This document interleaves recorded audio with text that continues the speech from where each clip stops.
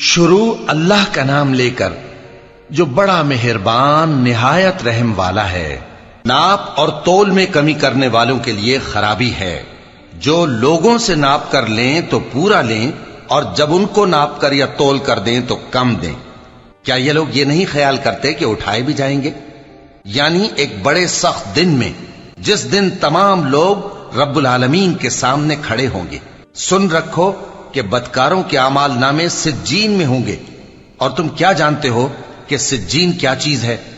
ایک دفتر ہے لکھا ہوا، اس دن جھٹلانے والوں کے لیے خرابی ہے، یعنی جو انصاف کے دن کو جھٹلاتی ہیں، اور اس کو جھٹلاتا وہی ہے جو حد سے نکل جانے والا گناہگار ہے۔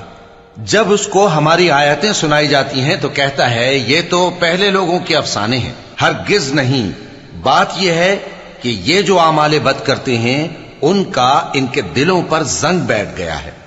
بے شک یہ لوگ اس روز اپنے پروردگار کے دیدار سے اوٹ میں ہوں گے، پھر یہ لوگ یقیناً دوزخ میں جا داخل ہوں گے۔ پھر ان سے کہا جائے گا کہ یہ وہی چیز ہے جس کو تم جھٹلاتے تھے۔ یہ بھی سن رکھو کہ نیکوکاروں کے اعمال نامے علیین میں ہوں گے۔ تم کو کیا معلوم کہ علیین کیا چیز ہے؟ ایک دفتر ہے لکھا ہوا جس کے پاس مقرب فرشتے حاضر ہوتی ہیں۔ بے شک نیک لوگ نعمتوں میں ہوں گے، تختوں پر بیٹھے ہوئے نظارے کریں گے، تم ان کے چہروں ہی سے نعمت کی تازگی معلوم کر لو گے۔ ان کو شراب خالص سر بمہر پلائی جائے گی جس کی مہر مشک کی ہوگی۔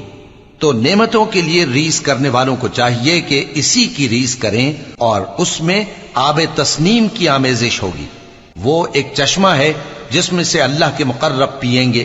جو گناہگار یعنی کفار ہیں وہ دنیا میں مومنوں سے ہنسی کیا کرتے تھے، اور جب ان کے پاس سے گزرتے تو حقارت سے اشارے کرتے، اور جب اپنے گھر کو لوٹتے تو اتراتے ہوئے لوٹتے، اور جب ان کو یعنی مومنوں کو دیکھتے تو کہتے کہ یہ تو گمراہ ہیں، حالانکہ وہ یعنی کافر ان پر نگراں بنا کر نہیں بھیجے گئے تھے۔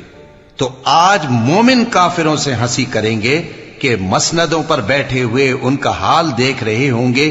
آج کافروں کو ان کے کاموں کا پورا بدلہ مل گیا نا۔